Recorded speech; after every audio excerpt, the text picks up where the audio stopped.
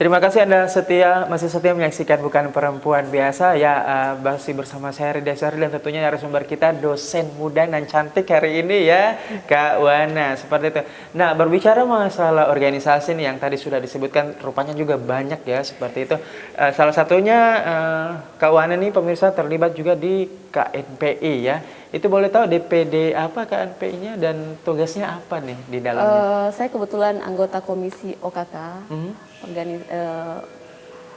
Saya baru sih sebenarnya. Saya tertarik di KNPI Goa itu karena saya lebih banyak mau tahu Goa itu seperti apa mungkin melalui KNPI ya. Jadi dan ternyata seru, keren. Lebih banyak tahu dan sekarang akhirnya saya tahu bahwa ternyata Goa itu luas melalui KNPI. Oh begitu. Iya. Makanya selama ini saya ini putri daerah Goa. Iya. Ya, saya memang asli Goa. Saya lahir di Goa. Cuman aktivitas saya itu di Makassar. Jadi ya bangun tidur langsung Makassar, pulangnya tidur lagi gitu. Iya. Kalau misalnya sudah berapa lama kalau boleh tahu? Tadi berapa lama? Di KNPI Goa sudah ya, berapa lama? KNPI Goa itu belum sampai setahun. Oh, belum sampai setahun. Iya. Ini baru banget ya? Iya, Maret, kalau tidak salah Maret tahun lalu itu kami pelantikan. Oke. Kalau nggak salah juga ini terlibat di Badan Promosi Wisata. Ini tingkat apa nih? Tingkat kabupaten, provinsi, atau gimana? Oh, Masya Allah, provinsi. Di dalamnya tugasnya apa saja nih? Terlibat sebagai apa? Saya kebetulan divisi penelitian masyarakat. Jadi tugasnya kami meneliti tentang objek wisata mana yang belum dilirik oleh para wisatawan ini di Sulawesi gitu.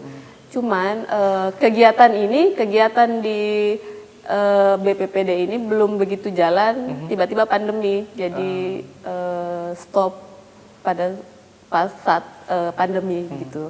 Jadi, karena mau nggak mau harus kegiatannya memang observasi ya di lapangannya, sehingga memang kalau di lapangan kontak langsung dengan banyak orang seperti itu ya, harus perjalanan jauh, jarak dekat, sedang semuanya memang membutuhkan kontak langsung sama manusia-manusia ya, seperti itu dengan orang-orang. Jadi memang ini dulu ya, istilahnya di cancel dulu seperti itu. Nah, kalau untuk organisasi yang lainnya kalau nggak salah juga tergabung dalam, tadi ada organisasi yang berhubungan dengan gender wanita, itu apa tuh? Di sinilah banyak-banyak memberi inspirasi kepada perempuan Indonesia. Tapi yang tergabung di sini itu kebanyakan akademisi, dan saya baru saja bergabung, belum ikut kegiatannya ini karena kartu anggotanya saja belum sampai, dikirim dari bulan masih kemarin. Newbie ya, iya. newbie ya. Jadi belum bisa terlalu banyak bercerita tentang TWI ini. Gitu. Nah, kalau ini juga kalau nggak salah selain organisasi terlibat juga dalam kegiatan volunteering ya, pengabdian masyarakat, ya kerelawanan. Itu boleh cerita nggak ke pemirsa itu apa saja tuh? Di akademisi itu memang kita ada tridharma perguruan tinggi.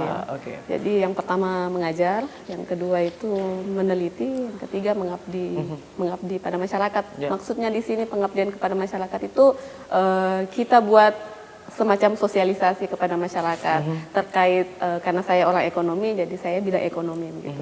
Apakah ada usaha ibu rumah tangga yang di desa-desa yang tidak dilirik masyarakat atau apa, itu kita buat sosialisasinya gitu, semacam contoh itu. Bentuk konkret dari sosialisasi itu sasarannya untuk apa nih tujuannya?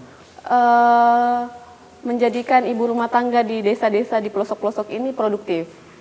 Dengan usaha yang mereka buat di rumah itu bisa berkembang begitu. Oh, jadi dilatih, disosialisasi dulu, terus dilatih, atau mungkin juga diberi modal usaha seperti itu ya, atau bagaimana? Belum sampai ke modal sih, cuman kita mempromosikan supaya dilirik pemerintah dulu kan.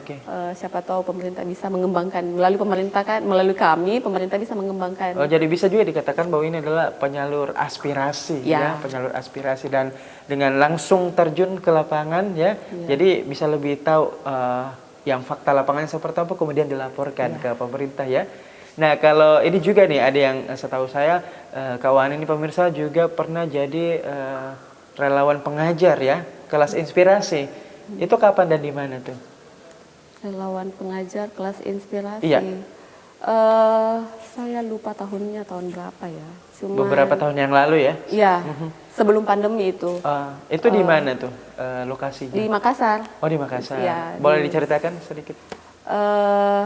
Kami cuma memberi inspirasi kepada perempuan bahwa seperti yang dikatakan Mbak Najwa kan, perempuan itu kodrat seorang perempuan itu ya bukan memasak, mencuci, mengepel dan bukan cuma ya. Tapi kodrat perempuan itu mens, hamil, melahirkan kan. Jadi apa yang dilakukan sama laki-laki itu bisa juga dilakukan sama perempuan. Bahkan perempuan bisa lebih bersemangat, lebih aktif dibanding laki-laki kalau menurut saya. Tahan dulu ya pernyataan-pernyataannya ini masih banyak yang akan keluar pastinya. Ya pemirsa setia TV Sulsel, kita akan jeda iklan, tetaplah bersama kami di Bukan Perempuan Biasa.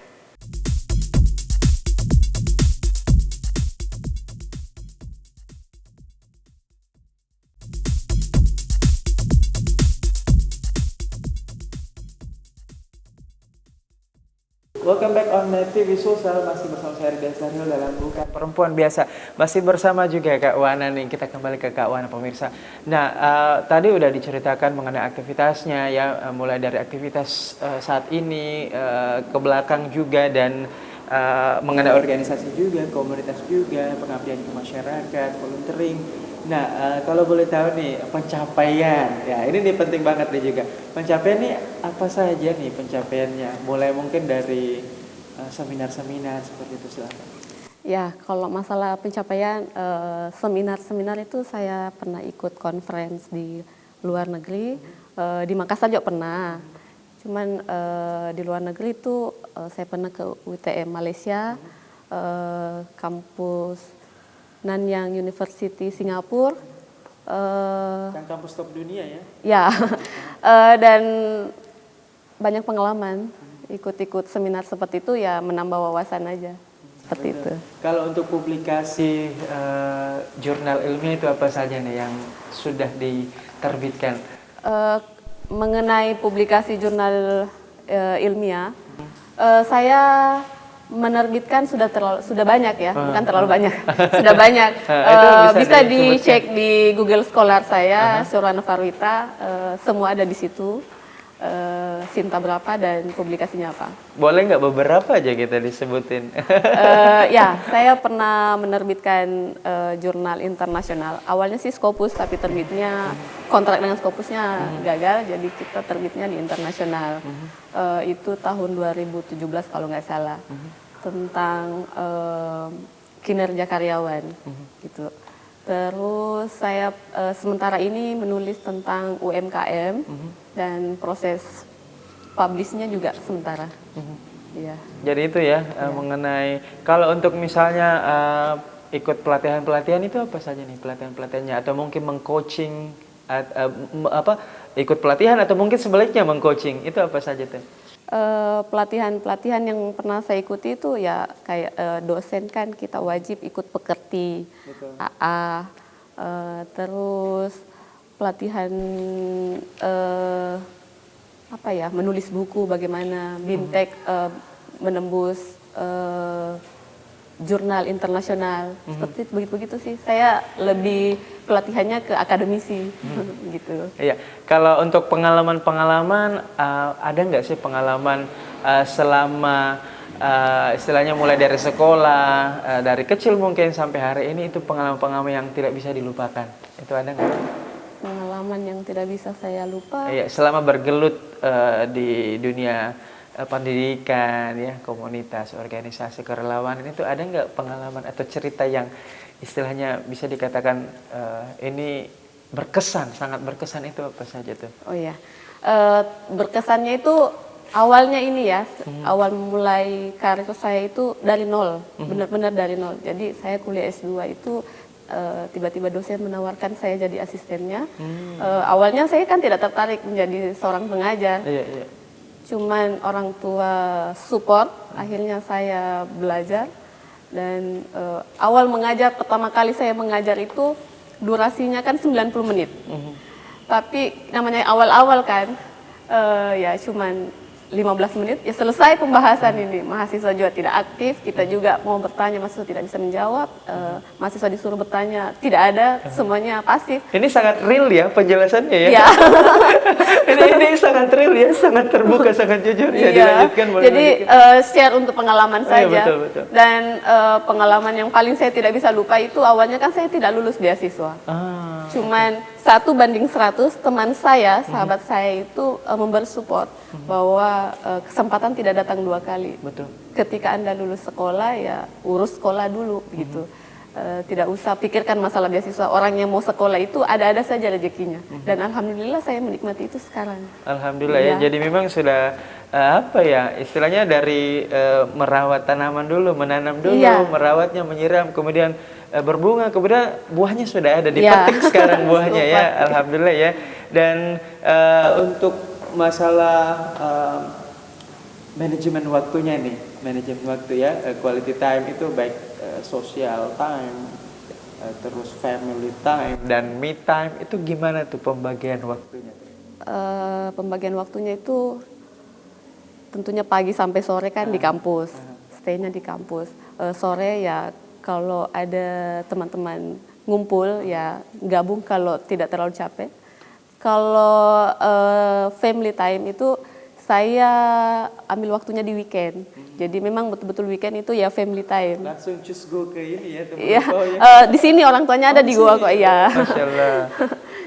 Kalau me time ya saya banyak tidur saja gitu. Oke, kita akan lanjutkan obrolan kita ya di segmen terakhir. Pemirsa jangan kemana-mana, tetaplah bersama kami di Bukan Perempuan Biasa. Stay tune.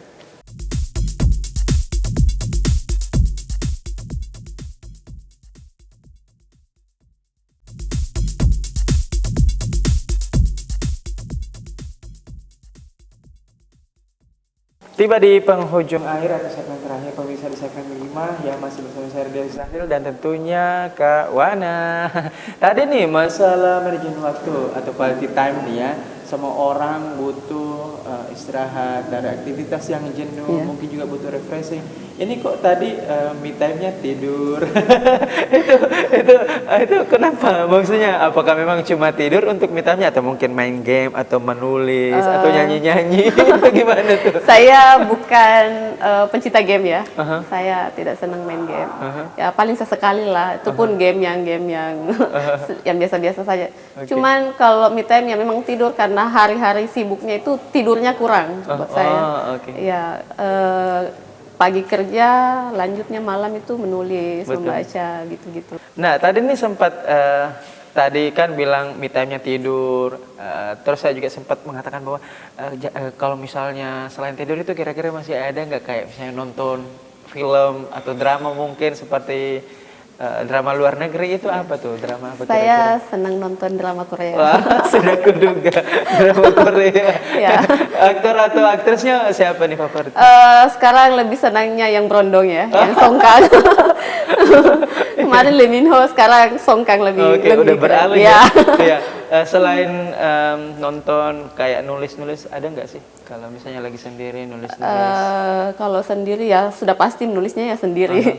Karena ya paling diskusi sama teman-teman kampus gitu, lebih banyak denger lagu mungkin ya kalau misalnya lagi sendiri, betul ya. Oke. Ya terima kasih sudah hadir ya Wana ya, dengan nama lengkap Syirwana Farwita Samudin SEME ya, maaf saya nggak bisa hafal ya, agak panjang begitu. Ya terima kasih sudah hadir di Net TV Sulsel dalam program Bukan Perempuan Biasa. Jangan kapok-kapok kalau diundang ya. Ya.